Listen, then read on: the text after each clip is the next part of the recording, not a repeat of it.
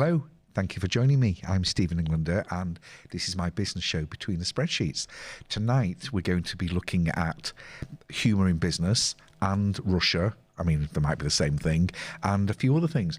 But first, I just thought I'd tell you, I've been a bit poorly the last couple of weeks. That's why we've not been doing the show. I've all sorts of things, and I'm a bit worried about the state of the nation, especially with doctors. I've not been able to get hold of doctors. You phone them up, they say I'll phone you back. They don't phone you back. I'm wondering if this is part of a bigger manoeuvre to change things around. I mean, apparently doctors don't work on Mondays anymore, and they've actually been paid not to work on Mondays anymore. And I'm just wondering if they're trying to change the whole system of how the medical service works. I don't know if there's any doctors out there. Maybe you could let me know. What do you think? Hey, I'm not talking about conspiracy. I'm just. What do you mean doctors don't work on a Monday? They don't work any. Yeah, but all joking aside, I'm not joking. You can't get appointments. It's all done on telephone. They don't phone you back.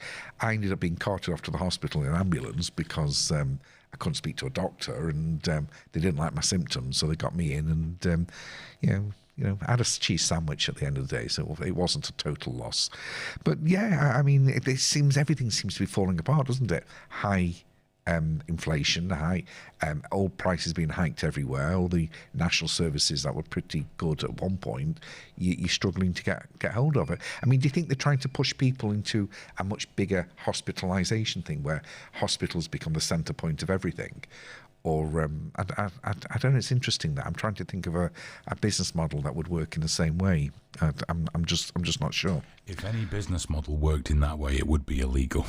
Yeah, very quickly. It's odd. I wonder what's going to come through it, though, because I'm not one of these people that think the government's stupid. I think that they've got a much bigger, not necessarily a bad agenda. I just think that maybe they're trying to usher us into another way of thinking, another way of working. Don't know. Oh, we're definitely moving towards. What was it the WEF called it? You will own nothing and you will be happy. Yeah. No currency, everything electronic, everything digital, everything monitored. It could be, but I mean, I've always been one to go with the flow. If you're happy and healthy, and everyone's doing okay, then why fight it? Because I think ultimately that's what we all aspire to. Anyway.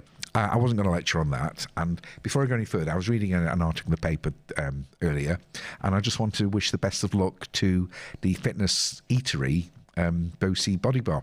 And what they've done is they supply quality, nutrition food, and they've closed their city centre store and gone totally online. And to me, going online and making supplies online, it's a little bit of taking control of your life. You see, I grew up with retail shops and cash and carries, and you're so at the mercy sometimes of anything from your landlord to a traffic warden to parking anywhere to the weather, anything. And I always admire people that say, let's try something new, let's go for it. And I think if you can supply online or remotely, then it opens up so many ideas, so many possibilities. And I think it's one in the eye for greedy council people and rates people and people that don't do you any good, and these parking, the cost of parking is just awful. And I think that what they're doing is great. So they can now supply their products online, presumably to a much bigger target market base, and they'll even if they don't cut the cost of actually having premises, they can control where they want to be. So lots of luck. If you're out there, do let me know how you get on. What else am I going to say to you? Okay, did you know that over Christmas, millions of people didn't get the post from pandemic delays? Did you know that? Did you get your post? Bills. Yeah.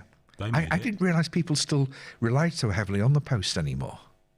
Well, that's the thing. I can't remember when I last posted a letter. In fact, it's now got to a point where if I can't send an email, they won't hear from me. Well, I'm a bit like that. I get so much. Oh, as a company, we get so many emails, and even we get posts from HMRC. A lot of it is just telling us what we already know. Do you know, Hayden, if we want to know where someone's tax return is or filing with anything, we connect to the HMRC or Companies House sites that we've got we can access our clients' accounts and we can see where everybody is. So I'm not quite sure why we have to have all this post coming from HMRC and everybody else telling us what we already know. I reckon I know. Go on. It's so they can say, no, we did write to you. We did write to you and send it. That. Yeah. But it's not even recorded delivery anymore. No, I think it's a lot of it, well, as with a lot of government departments, it tends to be, well, this is the way we've always done it. Yeah. This is the way we do it. Yes, but it's such, I mean, post, I don't send post out anymore. We don't even send checks out. But it would have been a good excuse years ago, wouldn't it? The checks in the post and it's not arrived. Yeah. Do you remember those days? Oh, did I get the date wrong? I am sorry. Oh, did it not come? I don't understand that. Oh, no. And also post-dated. You can't do that with direct debit payments. It's a terrible shame. Well, it is. You know what we're doing for clients at the moment, Hayden? What's that? We've got a new service where, because the banks are so terrible on bulk paying of things like backs, like in the old days, you could give a list of all your employees, for instance, to the bank, and they would just pay everything in one shot. Right. But it's very hard to do that now. So we can do that for people. So we've just today actually we've put it into motion, and it's like a client. We just send them a list of all their creditors in the month, and they tick and approve it, and the money goes out and pays the bills for it, and it helps with credit control, and it helps with even if people have got the other way around when they're owed money.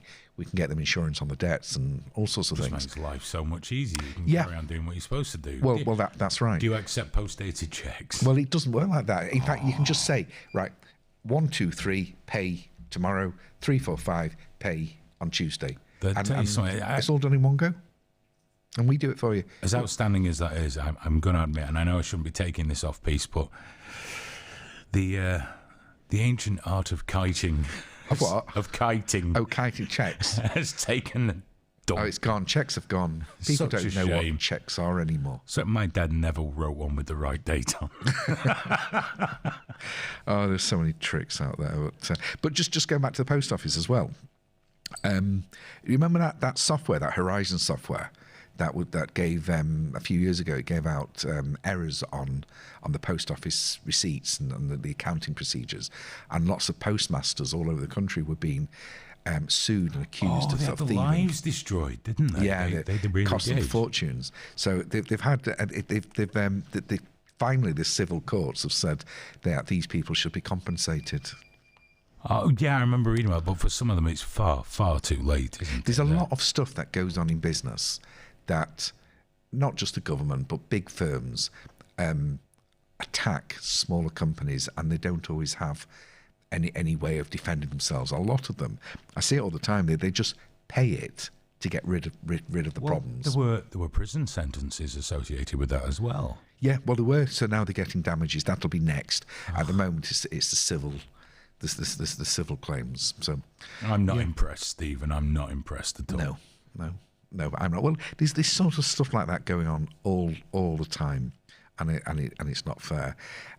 Life's tough enough anyway. Do you know? I met someone the other day, Hayden, and he's just someone I don't like. Have you ever noticed that some people can come and shit on you, and they don't see you for a few years, and see you again and think you're old friends? Oh yes, yeah, like it's never happened. Yeah, you parted under exceptionally good circumstance. Yeah. Yes. You're all best friends, and you think, well, okay, we're good friends. Pay me what you owe me, or apologise for what you did. And it's like time is a great healer, and you think, I don't want that. So there's this saying that people keep using. They say life's too short. I think what they mean is life's too short to fall out. Yeah, well, that's wrong. Well, I agree. I think life's too short to have these knob ends in it. Yeah, they just literally suck the life out. They do, don't they? Destroy everything good about the world. So if you don't like somebody, or I always feel if I'm around people that make me feel worse being around them, regardless of what they've done, then don't be around them. Absolutely, and under no circumstances wrap them in fish wire, but attach some weights and drop them in the pond. Which pond? Any pond that's deep enough. I don't know, it sounds like a lot of effort when I could just avoid them. Yeah, but sometimes you know how people I don't like redeem themselves? I've never experienced that. They just sign up for accountancy services and pay us, and then I become, I'm a bit motivated that way. So I just thought I'd mention that. What have I got written here? Oh, we're going back to a little bit back to Russia, but those visas that a lot of people get. Oh, the golden visa. Yeah, yes. by investing. So you pay £2 million and you can come and live in England. I'd have thought if you got £2 million, you can go and live in somewhere warmer. Yes, but somewhere warm and dry. Yeah, but they're now saying no, you can't have it. It's been scrapped with immediate effect because the Home Office, the Home Secretary has confirmed it. So we're not doing that anymore. But when a lot of it's directed against Russia, because why is Russia investing so much money in the UK? Apparently £5 billion worth of property they own. Which doesn't seem that much to me. China's gone hog wild. Yeah, but why have they got a problem with Russia? Because they're saying that it's all dirty money. All the laundering. oligarchs and all that. But I'm sure the Russians over the years aren't the only people that have cleaned up money in the UK. I mean, there might be, but I think it's a nice thought that whether it's Russian, China, French. I know the French don't have any money. Wherever that they're bringing money into the country which has been stolen or the result of drugs or everything else, and really the UK doesn't want that sort of tarnish to our great name. It's not like the stock market in the 70s when they did maybe encourage it a little bit, but this is what's happening now. So but where I see this coming is that there's now coming through extra checks of how these people acquire their wealth. Okay, look, we went and robbed all these peasants and now we've got this. But now there's extra checks on where these people get their monies from. And the banks are now jumping in and they've been told that they've got to complete certain checks before opening accounts. All of this sounds very, very different. Very, very similar to what goes on anyway. I mean, an average day with HMRC will want to know where you got that money from. If you go and buy a house here, the solicitors are saying, prove to me where you got that money from. I don't know. Is this something we should be? Is this new ideas, or is it a way of saying, look, we need more money coming to the country, but we want it done the proper way, and we're going to check everything you do. But they're already doing it. They do it to UK citizens. So is it a way of checking UK citizens more? Oh, 100%. But if you've got, again, a plug, if you've got good bookkeeping, you don't need to worry about any of this. I would also like to say, if there's anybody that just wants to give anyone in England £2 million, I am very disinterested how you came by that money. Yeah. I'm okay with it, whatever. Well, you're a filmmaker. You've got no morals anyway. Well, before I was a filmmaker, I was still okay had no with morals. it. Yeah. It's interesting. So now we're looking at people who want to invest more than £2 million and come and live here or invest money in the UK. I mean, there's a lot of people from Russia that do invest money in the UK because UK is quite a good investment country. It's not like the plumber who does a £20 job for cash. That's what we seem to go after here, isn't it? The plumber the low-hanging fruit, yes. A £20 job, give me the cash for it. Money laundering. Let's be honest, who's easier to deal with, though, Stephen? The plumber that does that, or the oligarch worth $100 billion? Well, I know as... Oh, and let me rephrase that. Who has the friends that can make that go away? Yeah, but it's a case of, even sometimes money laundering can bring money into a country and therefore it expands out and becomes kosher over time. But let's not dwell on that. But now they've got to show that bringing money into the country is bringing genuine jobs and genuine benefits for us all. I think money coming into the country does that anyway, and eventually everything gets back to the government anyhow, which is possibly why they've been a bit slow to get these things into place and a bit slower to actually see what... I'll stop moaning. Just on sort of like I missed out before on the cost of inflation. The cost of this all the it just comes to me that Prince Andrew, he's got it's a bit worrying because the Treasury was saying that they're a bit concerned that the cost of not having sex has now come to £12 million. Is it just me? I think it is just you. This might just be me, but if you've never seen a woman. You have no recollection of the woman. But you still pay 12 You've million. never touched the woman. Yeah. But you pay her 12 million to go away. Yeah, but there's a deeper one that the actual cost of inflation, the cost of living, has now come to the point where it's 12 million for not having sex. Exactly. For 12 million, you'd want at least a cuddle. Yeah. And that's the clean version of what I was about to say. It's odd the way society works, isn't it? Have I got anything else interesting here to say? So some Russia. Have they invaded? They're not invading anymore, are they? No, I think Russia's done what Russia does best, which is troll the West. Vladimir Putin, we know about his origins. We know he's not a lovely man, but there's no way of escaping. He can outthink our leaders. It does seem that way. Although, in fairness, our leaders play by the rules more. No, they don't. They're just shit. Don't they? They're just crap at it. Oh, that's an awful thing to say. He's much better at it. And better than Boris? Well, the weird thing is, he didn't do any of this when Trump was in power. Well, they had something else going on, didn't they? Allegedly. Yeah. But yeah, no, I think he's played the West like a violin. And he's done everything he's done and come across as the more rational, calm person in interviews. Yeah, I have a faulty cable here. I'm getting louder and quieter constantly. Oh, no, it's cold in here as well tonight. It is freezing. You don't realise, you guys, what we do for you. It's freezing. However, talking about freezing, have you heard all about these new clean energy things? Which ones? Well, there's a company called Xlinks, and it's one of those energy startup companies, and they're actually based in, where are they, Morocco? That's the first place I'd think of, yes. Yeah. Well, what they're planning, and they reckon they do it by the end of the decade, is that they're putting deep sea cables in, and channeling 4 pipes with energy that they're collecting from their wind farms to supply to Devon and beyond. I'm a little torn on this energy thing because we do have the resources to be energy independent in this country. Yeah. But we won't frack in case there's an earthquake in Blackpool. Yeah. Which, although it is the place of my birth and somewhere I am very fond of, wouldn't miss it. No, well, I like Blackpool. I've said this before, but they won't allow fracking, but they might allow a few casinos in. Yeah, no, we need to be energy independent. That's the only way. The thing is, we are going to be energy independent, but the looking at this from another point of view, if you get wind farms, so I set up in my back garden a wind farm or other things that can generate energy just as cheap. Even free. So what if not only do small companies start to own these energy generation things, but individuals can too? How is that going to change society? People already do. There are people that have small wind turbines. I nearly called it a windmill. That's very incorrect. Small wind turbines in the garden. They put power back into the grid. Yeah, that's right. But what if it comes? Well, they're dangerous. Those. Well, what if technology? Because technology is always that much more ahead of than we think it is.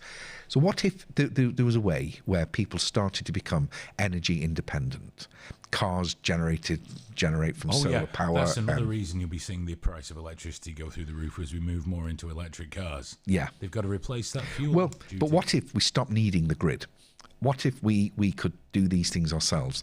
Solar power powering your own house, your car, everything, even in industry generating their own power. They'll find a way to stop you. Yeah. So this is the one of the things that I feel is a bit conspiratorial. I mean, what would happen to society if energy was free? Unlimited energy, free. Unlimited energy for free. Well, it'd be one less expense for everybody, wouldn't it? So they'd just really get it somewhere else, wouldn't they? They'd tax you. Of course they would. Yeah. But, I don't think this is a problem for small businesses.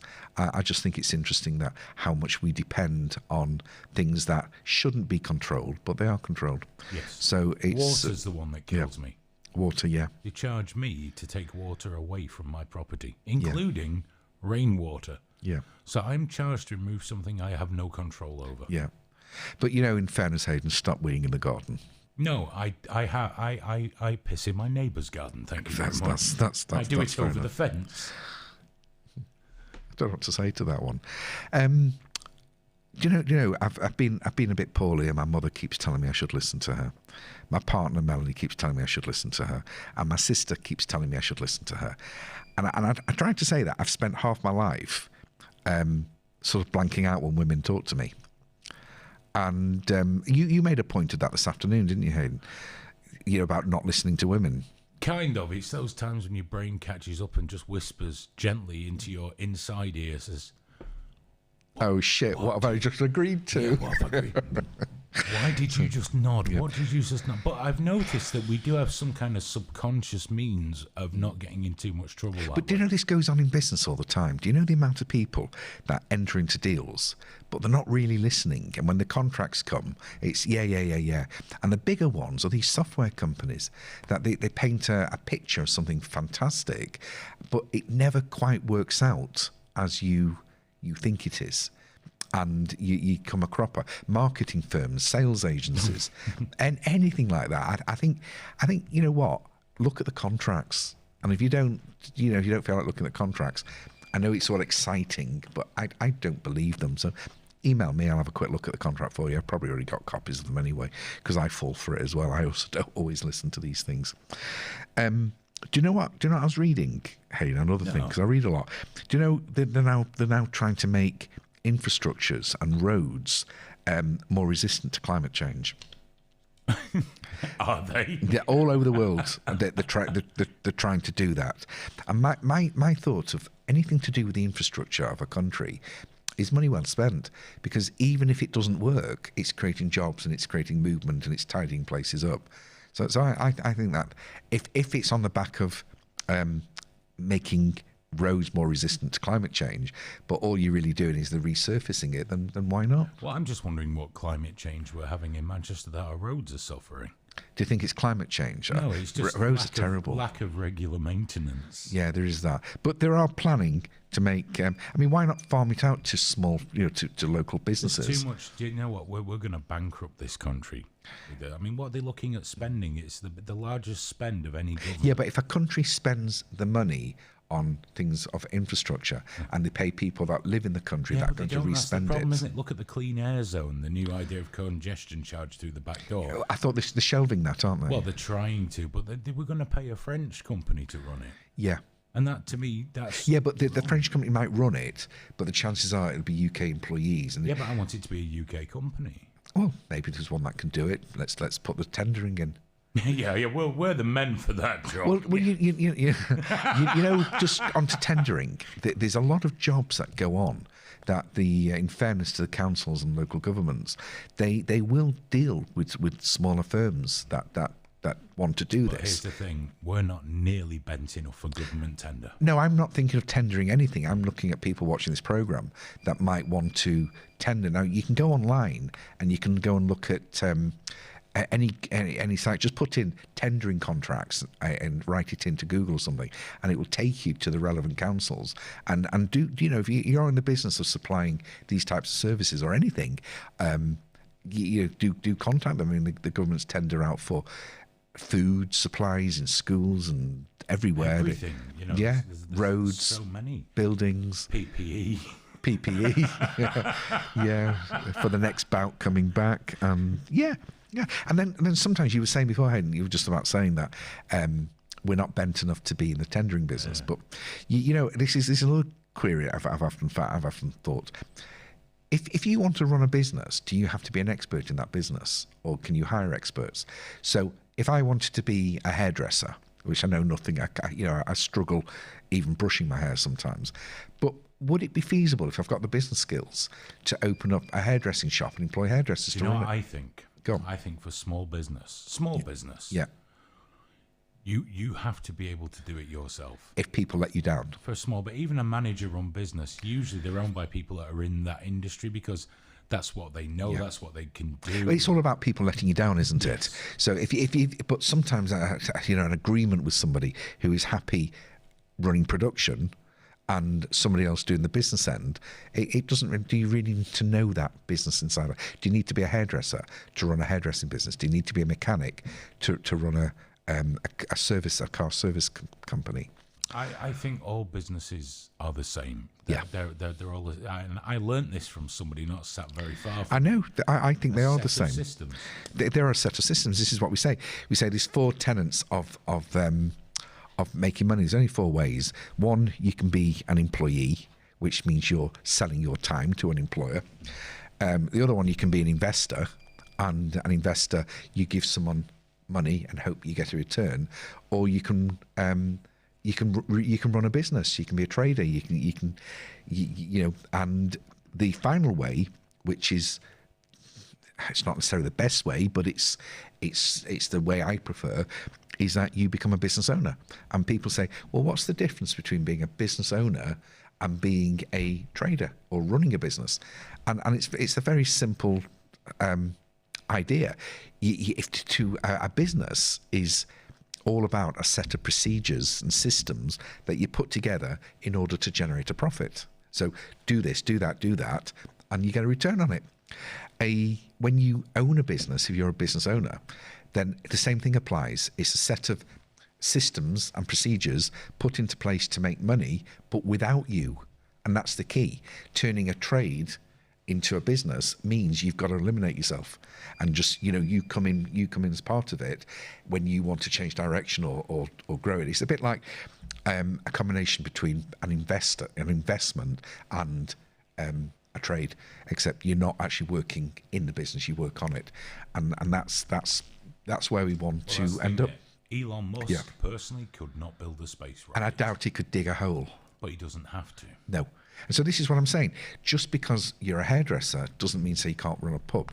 But there are, like you said before, there are difficulties in that in case you get ripped off by people that know more about the business than you do. And there is a matter of scale with a lot of small businesses, in as much as there might not be enough income to be an owner outside of it. But in general, businesses are all the same deal.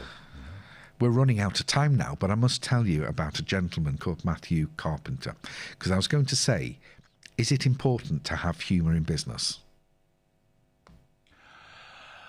Do you think I'm funny?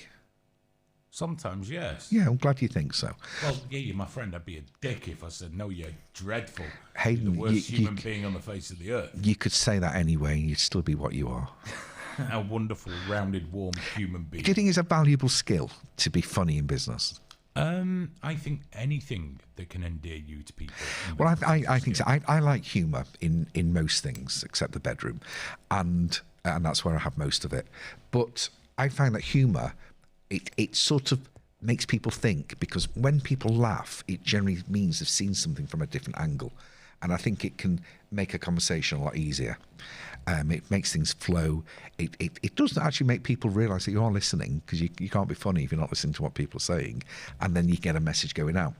But there's humour in lots of. Oh, incidentally, if anybody does feel like humour is a vital skill or a skill they would like, there are places, and I've been to a few, and I really enjoyed them, where they do courses in stand-up comedy or written comedy or situational comedy, and they're a bit of fun. So if you want to go to something like that, just let me know, and I'll introduce you, or I'll send you where to go. But there was this, back to this Matthew Carpenter. I think he's in either America or Australia, I'm not sure, but he started a website, and it was basically to try and annoy people, and they started selling packets of glitter. And it was saying, I think the catchline was something, send your enemy glitter. And he got a box of glitter for $10, and they sent it out to the friends. And he apparently sold the business within 2 weeks for $85,000. But can you imagine? I mean, when you think about it, I mean, you get a box of glitter, what's this? Oh, it's all over me. I mean, I don't find that particularly funny, but I think lots of people do. And £85,000 in 2 weeks.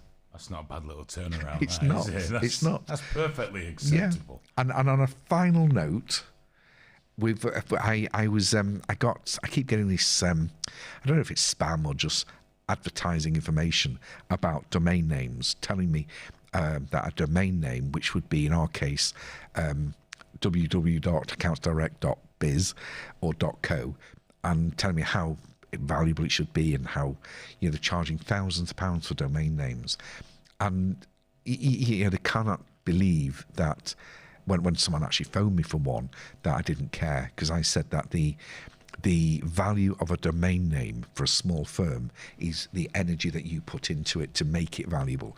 So if I went out there and somebody wanted, because someone tried to do that, sell the name Accounts Direct in a domain name to me for like thousands of pounds, they were absolutely surprised and said, don't care, I'm not interested, I'll call it something else. So a domain name, just be warned of that particular one going around. It doesn't really help your business at this level. Obviously, you want a name that's simple, easy. But in the main, when people are clicking on your website, they're clicking from a link that they've seen you. So you don't need anything expensive. Perhaps if you become a multi-million-pound corporation and you want it worldwide, then you start looking at these things as more important. And you send out the solicitors' letters. Oh yeah, we've had who got one of them? Where did that come from? Oh, it happens quite a lot with that's another one. Things yeah, like that, a large company will start up a brand. If someone else owns it, they'll make an offer. If they say no, they just even the threat. No, I think I've actually had that years ago when they were saying I've copied someone else's brand, and I'm sort of saying I looked up the company they were talking about and I'm thinking, it's my phone telling me to take a tablet.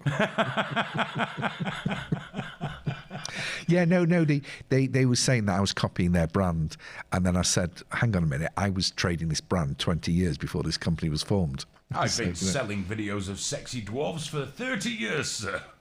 I haven't. Anyway, that's my pointers. I'm done. I'm cold. I'm going home for my tea. Thank you very much for joining me, and we'll see you again next week with lots of more interesting news that has very little value for you. Good night. Take care.